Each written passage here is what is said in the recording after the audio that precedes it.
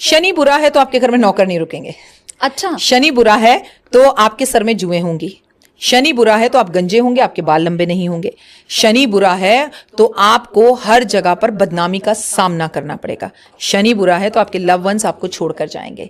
शनि कुंडली के अंदर खराब है तो नौकरी कभी नहीं लगेगी। शनि बुरा है तो बॉस उठा उठा के पटक पटक कर मारेगा।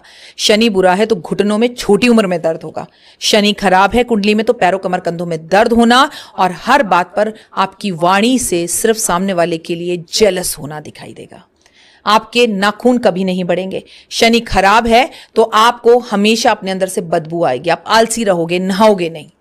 आपका शनि अगर खराब है तो हमेशा एक बात याद रखना कि आपके आसपास के लोग जो कल तक आपके बहुत अच्छे मित्र थे, आपकी मतलब गजब वाली यारियां चल रही थी, एकदम से आप उस बंदे के नंबर पर ब्लॉक हो जाओगे और आपको पता भी नहीं होगा कि आप ब्लॉक क्यों हुए हो। तो ये सब शनि खराब होने के निशान है, कुंडली देखने की जरूरत ही नहीं है।